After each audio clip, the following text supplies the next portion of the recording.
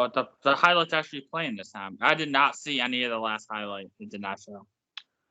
Yeah, it was gone. All right, what's going on, everybody? Welcome to another episode of Timeout with Doc and Caveman. As always, you're here with Dr. Fantasy and my co-host, the Fantasy Caveman.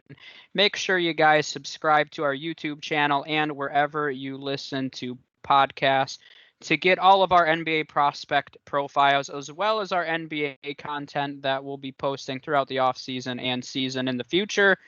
So, with that being said, let's keep rolling through our NBA prospect profiles. Today, we're going to be talking about Josh Giddey out of Australia, 6'8", 205, 6'8" wingspan, matching his height. Last year in the Australian League, averaged 10.9 points, 7.6 assists, 7.3 rebounds. Nice round numbers there. A little over one steal a game. I did mention, I don't always mention it, but he did turn over the ball over nearly 3.5 times per game, which is fairly high for a primary ball handler. Then his percentages, 42.7% from the field, 29% from three, and then 69% from the free throw line. Caveman, this is your boy, so what's your fun fact from this Australian, mate? All right.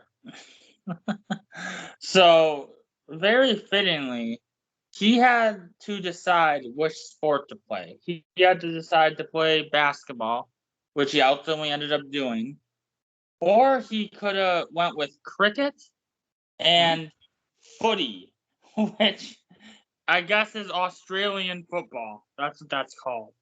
That's not what comes to my mind when you say footy, but that's a whole different conversation. So he had to choose between the three, and he chose basketball, and it worked out for him. No, we can't say that yet, but it looks like it's going to work out for him. Yeah.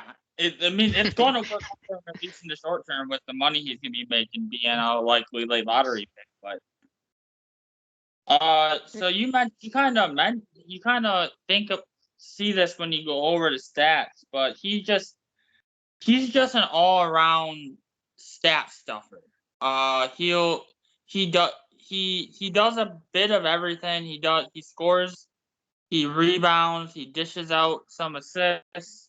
We'll talk about a player comparison that you don't like in a little bit. But I think what I like about his game especially is that when he drives, he's not predictable. He can finish with either hand, and that is something that is going to help him out tremendously at the next level. Because if you're only able to finish with one hand, you then can have defenders can then, anticipate and make it more difficult for you to finish.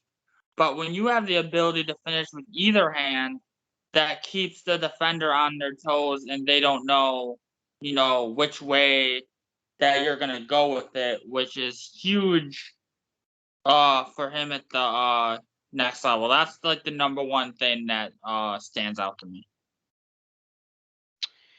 Yeah, and I mean, there's a lot of things to like about him because he has some of those natural instincts on the court that I don't think you can teach people. So I think that's a big positive for him. When you talk about his playmaking ability and his ability to find open teammates, I don't think you can teach somebody that. So just his vision, his instincts, his playmaking as a primary ball handler, I think they're going to be at least at a level where he's going to carve out a role in the NBA as long as he has some strong scorers around him. And then you mentioned it. I wouldn't say that he's necessarily creative offensively, but he definitely can get to the rim and he has nice touch around the rim. And I think that's really the best way to describe it. So those were really the playmaking, instincts, finishing, and touch around the rim. Those were the three primary bullet points that I had watching him. For me, the weaknesses were a little more glaring, which is why I don't, as much as I make fun of the player that you're going to compare him to, It's not because I don't think that he's talented. It's because I think that he's just over talked about. That's all. And I don't like when players are over talked about. So I think that's my issue with him, not his talent. But I think his weaknesses for me are more glaring than other people are giving him credit for. He's not the most athletic guy. That's definitely going to limit his upside to a certain extent, even though he can be, he has touch. He's not athletic. He's not explosive. That's not really his game. The big thing, and of course, when you see 29% from 3-point land, that's going to be a weakness. But his shot is ugly, honestly. It is probably, of all the profiles we've done over the last 2 years, one of the most inconsistent shots I've seen. I think that his release point is different on almost every single shot. The way that his feet land after every shot is different. His mechanics literally change shot to shot, and that's not ideal for being consistent and making jump shots consistently. So I think that's going to be a big problem. It's going to need to be overhauled. And I'll be honest in saying it's so inconsistent that I'm not confident that it's ever going to be completely overhauled in a successful way. So I don't know if he's ever going to be a strong shooter. I mean, it happened. It was able to happen. It might take a couple years, but like I said, it was able to happen with Lonzo. So the thing that's different with Lonzo, I think, is Lonzo's shot was consistently bad. Like he had the same bad form every time. And I know that seems silly and subtle, but he at least had consistency in a shot. It was just bad. That's the thing with me for Giddey is that he's inconsistently bad. That's a really bad combination. And that's what worries me. I'm not saying it can't be done, but I'm not confident it can be done. There's a subtle difference there, maybe, but I'm not confident in it. And then you have to bring up his defense, which we clearly did not mention, in his strengths as well. He's going to be a defensive liability. I mean, that's the reality. Is he hasn't always shown a willingness to play defense, and in my opinion, he's not good enough offensively to where he can afford to not care about his defense. I mean, you talk about a guy like Luka, for example. He's so good offensively, where we almost say, it's fine, he doesn't play defense. But Josh Giddey is not that good. So if we're being honest about it, do I think that he can have a nice role in the NBA?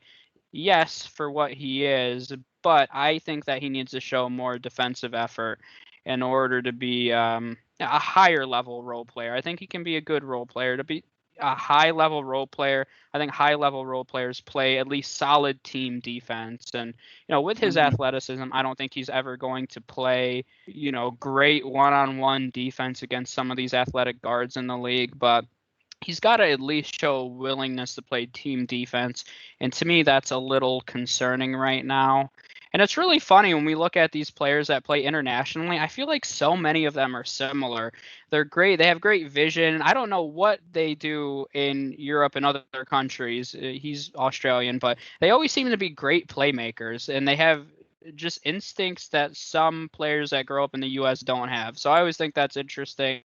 But a lot of them, when you look at the history of European players, very few of them have been known as elite defenders as well. So I'm going to blame Europe for no one playing defense in the US anymore. I mean, I think European basketball in that style has been more prevalent in the NBA, and that's a whole different conversation. We're talking about Josh Giddey, but that was just my brand for a second because he doesn't play defense, and I like defense, so I guess that's why I'm not overly high on him. But go ahead, K-Man, say his weaknesses. Okay.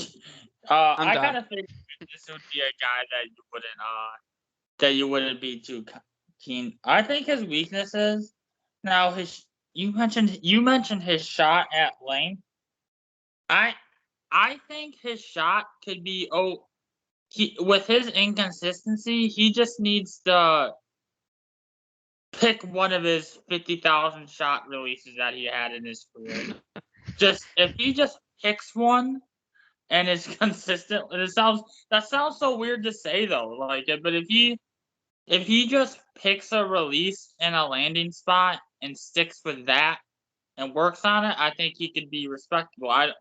I don't think he needs to be like different. He just needs to be consistent in what he decides to go with. Now, is that practical? I don't know. I'm gonna be very interested to see when he gets into the league and we see him start taking shots at the NBA level, how that looks. I think that's going to be, and that's probably going to be something day one, whatever team drafts him. That's going to be their probably a day one focus. So I'm interested to see how that pans out for him. And then you mentioned his defense, which isn't great, and he also he also struggles he's great at setting up others, but he's horrible at creating stuff for himself. Hmm. He doesn't have, those kind of moves and abilities to be able to separate and really create space for himself. Hmm. Yeah, I definitely agree with that too, which I think limits his upside a little bit. So let's go to ideal fits in his NBA comparison. I think that he's a guy that is going to need to sit on the bench a little bit. I think he's not going to be a guy that contributes from day one. So that's what I was looking at some point guard needy teams as well. Maybe they can afford to have somebody sit on the bench. It's been kind of interesting to me, and it's maybe because they don't have a first round pick, but the Boston Celtics at this point, I think, are kind of in need of a point guard of the future. So I think he would be an interesting prospect if they somehow whittled their way into the first round, which is probably not going to happen. But if it did, I mean, that's a team that they are point guard needy, and we haven't really talked about that unless they're putting the future of their franchise in the hands of Peyton Pritchard. Which, I mean, if they want to, then have. Way to throw shade on him. You don't think he's gonna can be the future of the team? Yeah, I'm gonna say no, but maybe the Celtics have more faith in him than I do. But I think the Celtics do need a point guard of the future.